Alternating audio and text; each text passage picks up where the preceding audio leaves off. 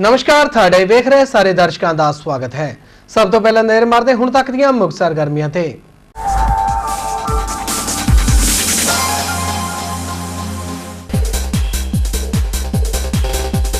मोदी आगोश तो वापस आके जिंदगी ते विश्वास करना अजे भी मुश्किल, कहा उत्तराखंड तो वापस आए श्रद्धालुओं ने।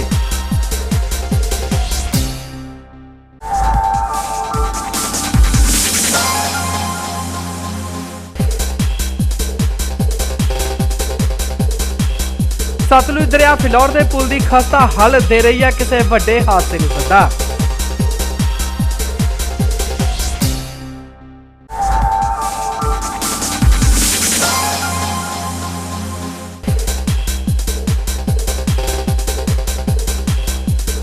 मजार बाबा सैयद साकी महाराज पिंड मौन साहिब विखे करवाया गया सालाना जोड़ मेला।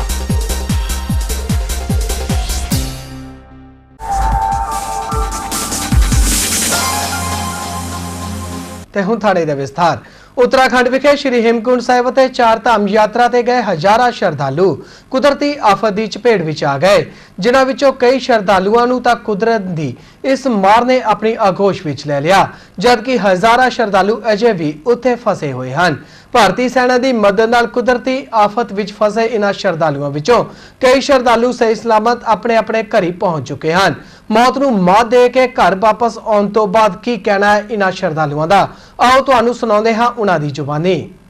उत्तराखंड विखे 16 जून नूं आई कुदरती आफत की चपेट विच श्री हेमकुंड साहिब अते चार धामां दी यात्रा ते गए हजारां श्रद्धालु फस गए, जिन्हां विचों 560 श्रद्धालुआं दी मौत हो गई, जबकि हजारां श्रद्धालुआं दीआं लाशां हजे भी ਵੱਖ-ਵੱਖ ਥਾਵਾਂ ਤੇ फसियां होईयां ਹਨ। इस तो इलावा तकरीबन 50,000 श्रद्धालु अजे भी ਵੱਖ-ਵੱਖ ਥਾਵਾਂ ਤੇ फसे हुए हैं, जिन्हां नूं उत्थों कड्ढण दा काम लगातार जारी है। सेना NDRF ਅਤੇ ITBP ਦੇ ਜਵਾਨ ਸੰਯੁਕਤ ਅਭਿਆਨ ਵਿੱਚ 35,000 ਤੋਂ ਵੀ ਵੱਧ ਸ਼ਰਧਾਲੂਆਂ ਨੂੰ ਸੁਰੱਖਿਅਤ ਕਰ ਚੁੱਕੇ ਹਨ। ਇਨ੍ਹਾਂ ਵਿੱਚੋਂ ਫਗਵਾੜਾ ਤੋਂ ਵੀ ਕੁਝ ਸ਼ਰਧਾਲੂ ਚਾਰ ਧਾਮਾਂ ਦੀ ਯਾਤਰਾ ਤੇ ਗਏ ਸਨ, ਜੋ ਕਿ ਮੌਤ ਦੇ ਮੂੰਹ ਵਿੱਚੋਂ ਨਿਕਲ ਕੇ ਵਾਪਸ ਆਪਣੇ ਘਰ ਸਹੀ ਸਲਾਮਤ ਪਹੁੰਚ ਗਏ ਹਨ। ਫਗਵਾੜਾ ਦੇ ਖੇੜਾ ਰੋਡ ਦਾ ਰਹਿਣ ਵਾਲਾ ਗਰੀਸ਼ ਸ਼ਰਮਾ ਪੁੱਤਰ ਪ੍ਰੇਮਦਾਸ ਸ਼ਰਮਾ ਵੀ ਆਪਣੀ ਪਤਨੀ ਸੁਸ਼ਮਾ ਸ਼ਰਮਾ ਨਾਲ ਮਿਤੀ 7 ਜੂਨ ਨੂੰ 35 ਯਾਤਰੀਆਂ ਦੇ ਜੱਥੇ ਨਾਲ ਚਾਰ ਧਾਮਾਂ ਦੀ ਯਾਤਰਾ ਤੇ ਗਿਆ ਸੀ। ਗਰੀਸ਼ ਸ਼ਰਮਾ ਨੇ ਦੱਸਿਆ ਕਿ 15 ਜੂਨ ਨੂੰ ਉਹ ਗੋਬਿੰਦ ਘਾਟ ਪਹੁੰਚੇ ਸਨ, ਜਿੱਥੋਂ ਕਿ ਉਹਨਾਂ ਨੇ 16 ਜੂਨ ਨੂੰ ਬਦਰੀਨਾਥ ਲਈ ਰਵਾਨਾ ਹੋਣਾ ਸੀ, परंतु मौसम खराब होने करके अते प्रशासन वालों कोई भी पुख्ता प्रबंध ना होने कारण वो जदों वापस आ रहे सन कि रस्ते विच ही तेज बरसात अते बदल फटन नाल एकदम हफड़ा तफड़ी मच गई अते देखते ही देखते पानी के तेज बहाव नाल सड़कां अते पुल बुरी तरह नुकसाने गए। उन्होंने कहा कि उत्थों के प्रशासन वालों यात्रियों की किसी भी तरह नाल मदद नहीं की गई, जबकि यात्रियों को सही जगह पहुँचाने लई भारतीय सेना के जवान ही अपनी ड्यूटी निभा रहे सन ਤੇ ਇਨ੍ਹਾਂ ਜਵਾਨਾਂ ਦੀ ਬਦੌਲਤ ਹੀ ਉਹ ਅੱਜ ਸੁਰੱਖਿਅਤ ਵਾਪਸ ਆਪਣੇ ਘਰ ਆਏ ਹਨ, ਜਿਸ ਲਈ ਉਹ ਹਮੇਸ਼ਾ ਅਕਾਲ ਪੁਰਖ ਅਤੇ ਸੈਨਾ ਦੇ ਜਵਾਨਾਂ ਦੇ ਰਿਣੀ ਰਹਿਣਗੇ। ਇਹ ਪਰਮਾਤਮਾ ਦੀ ਬਖਸ਼ਿਸ਼ ਸੀਗੀ ਕਿ ਅਸੀਂ ਬਚ ਕੇ ਇਸ ਮੌਤ ਦੇ ਤਾਂਡਵ ਚੋਂ ਆਏ ਹੈਗੇ ਆ। 35 ਬੰਦਿਆਂ ਦਾ ਟ੍ਰਿਪ ਸੀਗਾ ਸਾਡਾ, ਜਿਹਦੇ ਵਿੱਚੋਂ 2 ਬੰਦੇ ਸੀ ਫਗਵਾੜੇ ਤੋਂ ਸੀ, ਬਾਕੀ ਪੰਜਾਬ ਦੇ ਵੱਖ-ਵੱਖ ਹਿੱਸਿਆਂ ਤੋਂ ਸੀਗੇ।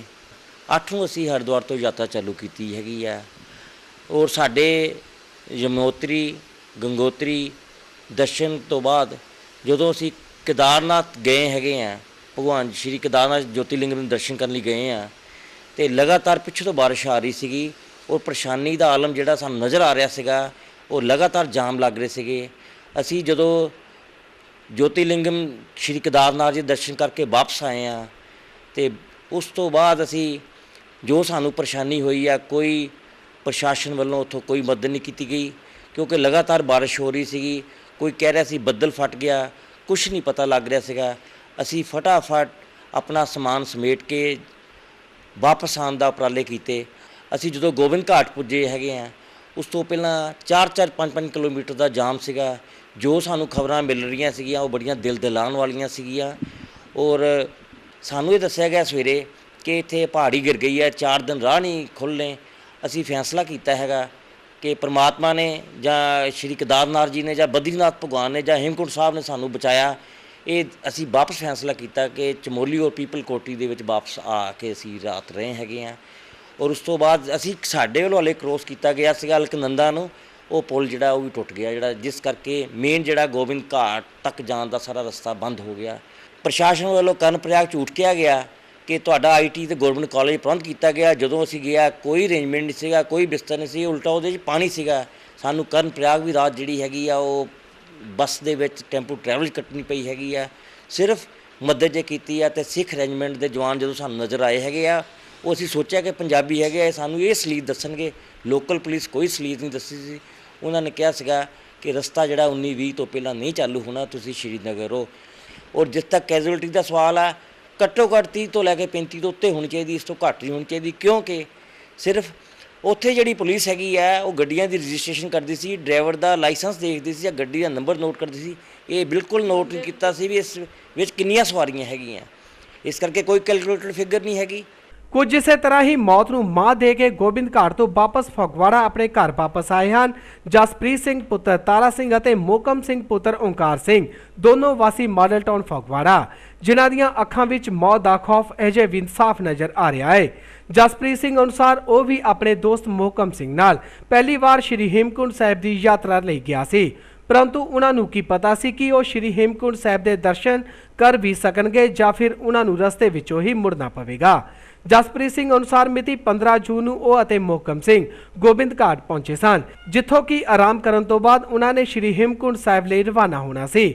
ਪਰੰਤੂ 16 ਜੂਨ ਦੀ ਸਵੇਰ ਨੂੰ ਹੀ ਯਾਤਰਾ ਸ਼ੁਰੂ ਕਰਨ ਤੋਂ ਪਹਿਲਾਂ ਹੀ ਤੇਜ਼ ਬਰਸਾਤ ਅਤੇ ਖਰਾਬ ਮੌਸਮ ਨੇ ਉਹਨਾਂ ਨੂੰ ਰੁਕਣ ਲਈ ਮਜਬੂਰ ਕਰ ਦਿੱਤਾ ਅਤੇ ਉਹਨਾਂ ਨੇ ਗੁਰਦੁਆਰਾ ਗੋਬਿੰਦ ਘਾਟ ਸਾਹਿਬ ਵਿਖੇ ਹੀ ਰੁਕਣ ਦਾ ਮਨ ਬਣਾ ਲਿਆ।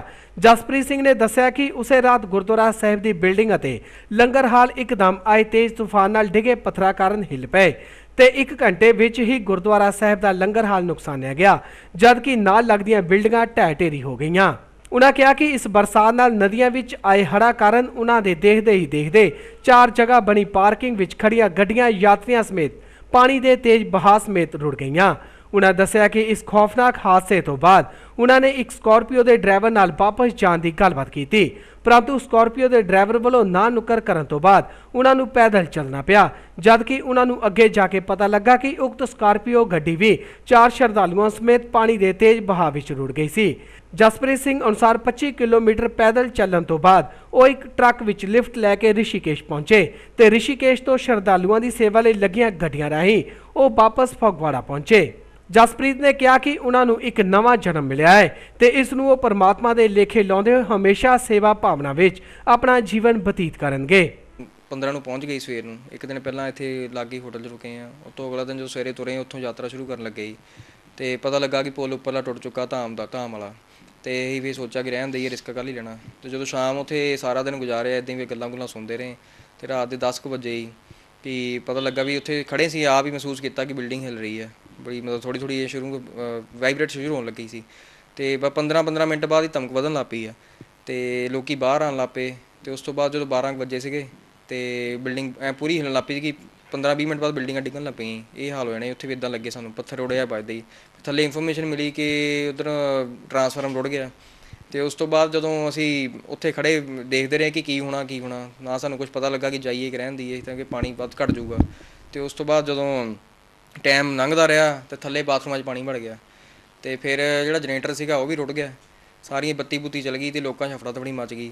ਤੇ ਉਸ ਤੋਂ ਬਾਅਦ 2:30-3 ਵਜੇ ਹੋਣੇ ਸਾਨੂੰ ਅਸੀਂ ਉੱਪਰ ਚੜ੍ਹ ਗਏ ਸੀਗੇ। ਇਨਫੋਰਮੇਸ਼ਨ ਮਿਲੀ ਕਿ ਪਿਛਲਾ ਪੁਲ ਵੀ ਰੁੜ ਗਿਆ ਘਾਟ ਵਾਲਾ, ਤੇ ਉਹ ਘਾਟ ਦੇ ਪੁਲ ਦੇ ਰੁੜਨ ਨਾਲ ਪਾਣੀ ਇੱਧਰ ਨੂੰ ਗੁਰਦੁਆਰੇ 'ਚ ਆਉਣ ਲੱਗ ਪਿਆ। ਲੰਗਰ ਹਾਲ 'ਚ ਪਾਣੀ ਵੜ ਗਿਆ ਸਾਰਾ ਹੀ ਤੇ ਗੁਰਦੁਆਰਾ ਸਾਹਿਬ 'ਚ ਪਾਣੀ ਆ ਗਿਆ ਸਾਰਾ ਤੇ ਲੋਕੀ ਉੱਪਰ ਚੜ੍ਹ ਗਏ ਜਿੱਥੇ ਚਾਹ ਹੁੰਦਾ ਸੀ, ਚੜ੍ਹਾਈ ਸੀਗੀ ਉੱਪਰ। ਤੇ ਬਸ ਰਾਤ ਸਾਰੀ ਉੱਪਰ ਹੀ ਗੁਜ਼ਾਰੀ ਇੱਦਾਂ ਹੀ ਔਖੇ ਸੌਖੇ ਹੋ ਗਏ। ਕੋਈ ਬਿਲਡਿੰਗ ਤੋਂ ਛਾਲ ਮਾਰ ਰਿਹਾ ਆ ਤੇ ਪਾਰਕਿੰਗ ਰੁੜ ਗਈ 2-3 ਵਜੇ ਸਾਰੀ। ਅੱਖਾਂ ਮੋਹਰੇ ਤੁਰੇ ਜਾਂਦੇ ਥੱਲੇ ਪਾਰਕਿੰਗ ਰੁੜ ਗਈਆਂ। ਅਸੀਂ ਚੜ੍ਹਾਈ ਤੇ ਸੀਗੇ ਥੱਲੇ, ਜਿਹੜੇ 3-4 ਪਾਰਕਿੰਗ ਆਈ 100-200 ਗੱਡੀ ਰੁੜ ਗਈ। ਵਿੱਚ ਕੋਈ ਬੰਦਾ ਬੈਠਾ ਸੀ, ਕੋਈ ਬੱਚੇ ਸੀ ਕਿਸੇ ਦੇ, ਉਹ ਸਾਰੇ ਨਾਲ ਹੀ ਡਰਾਈਵਰ ਰੁੜ ਗਏ ਗੱਡੀਆਂ ਦੇ, ਟੈਂਪੂ ਟਰੈਵਲਾਂ 'ਚ। ਉਹਨਾਂ ਨੇ ਨਿਕਲਣ ਦੀ ਕੋਸ਼ਿਸ਼ ਇੱਦਾਂ ਵੀ ਕਈ ਦਾ ਸੁੱਤੇ ਸੀ ਵਿੱਚ ਪਾਣੀ ਆ, ਟਾਈਮ ਦਾ ਪਤਾ ਨਹੀਂ ਲੱਗਾ ਕਿ ਮਿੰਟ ਦੇ ਅੰਦਰ ਹੀ ਸਾਰਾ ਕੰਮ ਹੋਇਆ। ਉਸ ਤੋਂ ਜਿੱਦਾਂ ਆਪਾਂ ਦੇਖਦੇ ਹਾਂ ਨੇ ਉੱਥੇ ਖੜੇ ਸੀਗੇ, ਉਹਨਾਂ ਟਾਈਮ ਨਹੀਂ ਸੀਗਾ ਇੰਨਾ ਕਿ ਉਹ ਨਿਕਲਣ ਦੀ ਕੋਸ਼ਿਸ਼ ਕਰ ਲੈਣ ਵੀ ਉਹ ਵਿੱਚ ਚੁੱਪ ਕਰੇ ਬਾਰ ਰੱਬ ਦਾ ਨਾਮ ਲਿਆ, ਉਹਨਾਂ ਨੇ ਨਿਕਲ ਗਏ, ਵਿੱਚੇ ਬਹਿ ਗਏ। ਬੱਚੇ ਸੀਗੇ 2 ਸੁੱਤੇ, ਉਹ ਵੀ ਨਾਲ ਹੀ ਗੱਡੀ 'ਚ ਸੁੱਤੇ ਸੀਗੇ, ਨਾਲ ਡਰਾਈਵਰ ਬਾਹਰ ਗਿਆ ਤੇ ਬੱਚੇ ਵੀ ਜਾਂਦੇ ਲੱਗੇ। ਤੇ ਅਸੀਂ ਜਦੋਂ ਉੱਥੋਂ ਤੁਰ ਕੇ ਮਤਲਬ ਯਾਤਰਾ ਸ਼ੁਰੂ ਕੀਤੀ, ਵਾਪਸ ਤੁਰਨ ਲੱਗ ਪਏ ਆਪਾਂ ਵੀ ਘਾਟ ਤੋਂ ਜੋਸ਼ੀਮਠ ਤੱਕ ਪੈਦਲ ਜਾਣਾ ਸੀਗਾ। ਇਹ ਤਾਂ ਗੱਡੀ ਫੜਨ ਲੱਗੇ ਆ, ਜਿਹੜੀ ਗੱਡੀ 'ਚ ਬਹਿਣਾ ਸੀ ਉਹ ਵੀ ਗੱਡੀ ਰੁੜ ਗਈ। ਤੇ ਉੱਤੋਂ ਆਪਾਂ ਅੱਗੇ ਗਏ ਆ, ਜਦੋਂ 10 ਮਿੰਟ ਦਾ ਰਸਤਾ ਕ੍ਰੋਸ ਕੀਤਾ ਨਾ ਪੈਦਲ, ਤੇ ਪਿੱਛੋਂ ਦੀ ਉਹ ਸੜਕ ਵੀ ਜਾਂਦੀ ਲੱਗੀ 2-3 ਕਿਲੋਮੀਟਰ ਦੀ। ਜਿਹੜੇ ਉੱਪਰ ਰਹਿ ਗਏ ਉੱਪਰ ਹੀ ਆ, ਉਹ ਉਹਨਾਂ ਨੂੰ ਹੈਲੀਕਾਪਟਰਾਂ ਹੀ ਕੱਢ ਰਹੇ ਆ ਤੇ ਮੀਂਹ ਇੰਨਾ ਤੇਜ਼ ਸੀਗਾ ਕਿ ਛੋਣਾ ਵੀ ਠੰਡ ਐਡੀ ਲੱਗੇ ਉੱਥੇ ਲੋਕਾਂ ਦੇ ਕੱਪੜੇ ਭਿੱਜੇ ਆ, ਕੰਬਲ ਲੈ ਕੰਬਲ ਵੀ ਭਿੱਜ ਗਏ, ਸਾਰਾ ਕੁਝ ਹੀ। ਸਾਡੀ ਤਾਂ ਬਰਸਾਤੀਆਂ ਮਤਲਬ ਬੈਗ ਬੂਗ ਸਭ ਲੋਕਾਂ ਦਾ ਸਮਾਨ ਉੱਪਰ ਰਹਿ ਗਿਆ, ਗੱਡੀਆਂ ਕੀ ਸਮਾਨ ਉੱਗਦੇ ਤੁਰੇ ਆ, ਕੋਈ ਚੱਪਲਾਂ ਤੋਂ ਬਗੈਰ ਆ।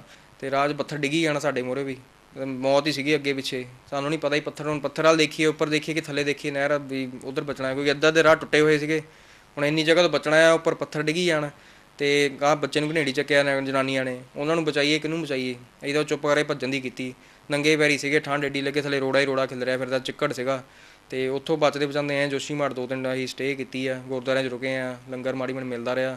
ਤੇ ਉੱਥੇ ਸਮਾਨ ਬਹੁਤ ਮਹਿੰਗਾ ਕੀਤਾ ਜੀ ਉੱਪਰ ਤਾਂ, ਜਿੱਥੇ ਘਾਟ ਦੇ ਕੋਲ ਤਾਂ ਮਤਲਬ 40 ਵਾਲੀ ਬੋਤਲ 100 ਦੀ ਕਰਤੀ ਆ, 250 ਦਾ ਪਰੌਂਠਾ ਕੀਤਾ ਆ। ਇਹ ਸਾਰਾ ਹੀ ਅੱਖੀ ਦੇਖ ਕੇ ਆਏ ਆ, ਸਾਡੀ ਤਾਂ ਦਿਲ ਤੱਕ ਧੜਕ ਮਤਲਬ ਧਮਕ ਵੱਜ ਰਹੀ ਸੀ। ਰਾਤ ਨੂੰ 1 ਵਜੇ ਮੈਂ ਘਰ ਫੋਨ ਕਰੇ ਦੱਸਤਾ ਕਿ ਵਾਪਸ ਨਹੀਂ ਆਉਣਾ, ਜਦੋਂ ਉੱਥੇ ਖੜੇ ਸੀ ਘਾਟ ਦੇ ਗੁਰਦੁਆਰੇ ਸੀਗੇ। 1 ਵਜੇ ਫੋਨ ਕਰਤਾ ਕਿ ਇੱਥੇ ਮਾਹੌਲ ਖਰਾਬ ਆ, ਨਹੀਂ ਆਉਣਾ ਵਾਪਸ। ਉਹ ਵੀ ਮਤਲਬ ਚੰਗੇ ਸੀ ਜਿਨ੍ਹਾਂ ਨੇ ਫੋਨ ਕਰਕੇ ਦੱਸਤਾ ਆ। ਤੇ ਕਈ ਤਾਂ ਉੱਥੇ ਰਹਿ ਗਏ ਵਿਚਾਰੇ, ਸੁੱਤੇ ਰਹਿ ਗਏ ਗੁਰਦੁਆਰਿਆਂ 'ਚ ਕਿ ਚਲੋ ਬਾਬਾ ਹੈਗਾ, ਬਾਬਾ ਬਚਾ ਲੂਗਾ। ਉਹ ਪਰ ਬਚੇ ਨਹੀਂ ਬੰਦੇ, ਉੱਪਰ ਦੇ ਉੱਪਰ ਹੀ ਰਹਿ ਗਏ। ਮੈਸੇਜ ਇਹੀ ਦੇਣਾ ਚਾਹੁੰਦੇ ਕਿ ਇੱਥੋਂ ਜਿੱਦਾਂ ਸਾਨੂੰ ਲੋਕਾਂ ਨੇ ਕੱਢਿਆ, ਬਚਾਇਆ, ਗੱਡੀਆਂ ਵਾਲੇ ਲੈ ਗਏ ਸਾਨੂੰ ਬਚਾ ਕੇ, ਤੇ ਸਾਨੂੰ ਇੱਥੋਂ ਵੀ ਸੇਵਾ ਕਰਨੀ ਚਾਹੀਦੀ ਆ। ਥੋੜ੍ਹੇ ਯੋਗਦਾਨ ਪਾਓ, ਇੱਥੋਂ ਬੱਸਾਂ ਭੇਜੋ ਆਪਣੀਆਂ, ਪੈਸੇ ਕਰਕੇ ਲੰਗਰ ਪਾਣੀ ਭੇਜੋ ਉੱਪਰ, ਕਿ ਜਿਹੜੇ ਲੋਕਾਂ ਨੂੰ ਨਹੀਂ ਮਿਲ ਰਿਹਾ, ਜਿਹਨਾਂ ਕੋਲ ਪੈਸੇ ਨਹੀਂ, ਉਹਨਾਂ ਨੂੰ ਸਾਰਾ ਸਮਾਨ ਮਿਲੇ ਜਾਵੇ ਉੱਥੇ। ਤੇ ਗੱਡੀ ਫ੍ਰੀ ਸੇਵਾ ਉਹਨਾਂ ਨੂੰ ਬੱਸਾਂ ਭੇਜਣੀ ਚਾਹੀਦੀਆਂ, ਕਿ ਜਿਹੜੀ ਕਿ ਬਾਕੀ ਨਹੀਂ ਭੇਜ ਰਹੇ। ਕੋਈ ਸਰਕਾਰ ਜਿਹੜਾ ਕੰਮ ਨਹੀਂ ਕਰ ਰਹੀ, ਉਹ ਆਪਾਂ ਨੂੰ ਕਰਨਾ ਚਾਹੀਦਾ ਮਿਲ ਕੇ, ਕਿਉਂਕਿ ਸਾਰੇ ਆਪਣੇ ਘਰ ਦੇ ਜੀ ਆ, ਸਾਰੇ ਆਪਣੀ ਫੈਮਿਲੀ ਆ, ਸਾਰਾ ਆਪਣੇ ਬੰਦੇ ਆ, ਆਪਣੇ ਵਰਗੇ ਆ। ਉੱਥੇ ਵੀ ਕਿਸੇ ਦੇ ਕੋਈ ਜੁੜਿਆ ਤੇ ਕੋਈ ਚਲ ਗਿਆ। ਫਗਵਾੜਾ ਨਜ਼ਦੀਕ ਬੋਨ ਮਿਲ ਵਿਖੇ ਹੋਏ ਸੜਕੀ ਹਾਦਸੇ ਵਿੱਚ ਇੱਕ ਮਹਿਲਾ ਦੀ ਮੌਤ ਹੋ ਗਈ, ਜਦਕਿ ਅੱਧੀ ਦਰਜਨ ਤੋਂ ਵੱਧ ਵਿਅਕਤੀ ਜ਼ਖਮੀ ਹੋ ਗਏ। ਮਿਲੀ ਜਾਣਕਾਰੀ ਅਨੁਸਾਰ ਇਹ ਹਾਦਸਾ ਉਸ ਸਮੇਂ ਵਾਪਰਿਆ ਜਦੋਂ ਫਗਵਾੜਾ ਤੋਂ ਜਲੰਧਰ ਵੱਲ ਨੂੰ ਜਾ ਰਹੀ ਮਹਿੰਦਰਾ ਜੀਓ ਗੱਡੀ ਦੀ ਬੋਨ ਮਿਲ ਨਜ਼ਦੀਕ ਪੈਂਚਰ ਖੜੀ ਟਾਟਾ ਇਸ ਗੱਡੀ ਨਾਲ टक्कर हो गई। इस हादसे में जियो गड्डी में सवार एक महिला की मौत हो गई, जबकि 9 व्यक्ति जख्मी हो गए, जिन्होंने सिविल हस्पताल फगवाड़ा ते जलंधर के प्राइवेट हस्पताल विखे दाखिल करवाया गया। हादसे में महिंद्रा जियो गड्डी बुरी तरह नुकसानी गई। हादसे तो बाद मौके पर पहुंची फगवाड़ा पुलिस ने बनती कार्रवाई शुरू कर दी है। साडी गड्डी साइड ते खड़ी सी, नाल इत्थे पैंचर होई सी, पैंचर लाउणा ड्राइवर नाल पैंचर लाउण डिया। ये गड्डी पिछे आई बहुत तेज सी, 80-90 स्पीड दे इन्हें लैके सीधी साइड ते मारी विच। ਤੇ ਸਾਡੀ ਸੋ ਗੱਡੀਆਂ ਸਵਾਰੀਆਂ ਜਿਹੜੀਆਂ ਸਾਡੀਆਂ ਬਾਹਰ ਬੈਠੀਆਂ ਸੀ, ਇੱਕ ਥੋੜ੍ਹੀਆਂ ਸਵਾਰੀਆਂ ਵਿੱਚ ਬੈਠੀਆਂ, ਜਿਹਦੇ ਇੱਕ ਸੱਟ ਲੱਗੀ ਆ। ਇਹ ਸਵਾਰੀ ਜਿਹੜੀ 10-12 ਸਵਾਰੀਆਂ ਦੇ ਵਿੱਚ ਬੈਠੀਆਂ ਸੀ, ਉਹਨਾਂ ਦੀ ਜ਼ਿਆਦਾ ਸੱਟਾਂ ਲੱਗੀਆਂ। ਉਹਨਾਂ ਵਿੱਚੋਂ ਪਤਾ ਨਹੀਂ ਇੱਕ ਦੀ ਡੈਥ ਹੋ ਗਈ ਜਾਂ ਨਹੀਂ ਜੀ, ਇਸ ਬਾਰੇ ਸਾਨੂੰ ਪਤਾ ਨਹੀਂ ਹੈ। ਵੈਸੇ ਦੱਸਦੇ ਆ ਕਿ ਡੈਥ ਹੋ ਗਈ ਹੈ। ਸਤਲੁਜ ਦਰਿਆ ਫਿਲੌਰ ਦੇ ਪੁਲ ਦੀ ਹਾਲਤ ਪਿਛਲੇ ਕਾਫੀ ਸਮੇਂ ਤੋਂ ਤਰਸਯੋਗ ਬਣੀ ਹੋਈ ਹੈ, जिस करके इथों लंघण वाले वाहन चालकों लिए किसी भी समय वड्डी दुर्घटना का खतरा बन सकता है।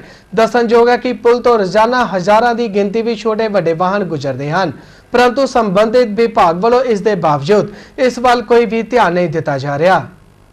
ਦੁਆਬੇ ਅਤੇ ਮਾਲਵੇ ਨੂੰ ਜੋੜਨ ਵਾਲੇ ਸਤਲੁਜ ਦਰਿਆ ਫਿਲੌਰ ਦੇ ਪੁਲ ਦੀ ਹਾਲਤ ਕਾਫੀ ਖਸਤਾ ਹੋ ਚੁੱਕੀ ਹੈ, ਜਿਸ ਨੂੰ ਦੇਖ ਕੇ ਇੰਜ ਜਾਪ ਰਿਹਾ ਹੈ ਕਿ ਇਸ ਦੀ ਮਿਆਦ ਜਿਵੇਂ ਖਤਮ ਹੋ ਗਈ ਹੈ। पुल की हालत इन्नी खस्ता हो चुकी है कि यह थां थां तो टुट चुका है, जिस करके पुल तो लंघण वाले वाहन चालकों और राहगीरां लई जान का खतरा भी बनया हुआ है। दसणयोग है कि नैशनल हाईवे उपर होने कारण पुल उपरों 1 मिनट में तकरीबन 60 छोटे वड्डे वाहन गुजरते हैं।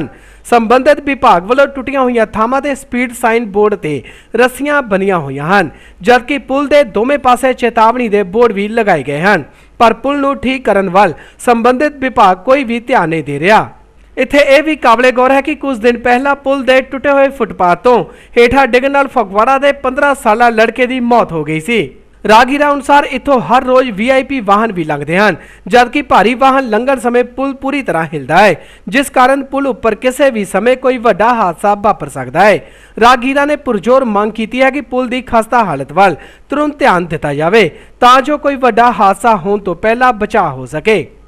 नंबर 1 ਤੇ ਸਤਲੁਜ ਦਰਿਆ ਦੇ ਉੱਪਰ ਫਿਲੌਰ ਦੇ ਕਰੀਬ ਬਣਿਆ ਹੋਇਆ ਪੁਲ ਹੈ। ਇਹਦੀ ਲਾਈਫ ਤਕਰੀਬਨ ਖਤਮ ਹੋ ਚੁੱਕੀ ਹੈ। ਇਹਦਾ ਪਲੇਟਫਾਰਮ ਜਗ੍ਹਾ ਜਗ੍ਹਾ ਤੋਂ ਟੁੱਟਿਆ ਹੋਇਆ, ਜਿੱਥੋਂ ਗਿਰ ਕੇ ਕਈ ਬੰਦਿਆਂ ਦੀ ਜਾਨਾਂ ਵੀ ਜਾ ਚੁੱਕੀਆਂ ਹਨ। ਜਿਹੜਾ ਪੁਲ ਆਪਣੇ ਆਪ ਹੈ, ਜਿਹੜੇ ਸੜਕ ਦੇ ਉੱਪਰ ਜਗ੍ਹਾ ਜਗ੍ਹਾ ਖੱਡੇ ਬਣੇ ਹੋਏ ਹਨ।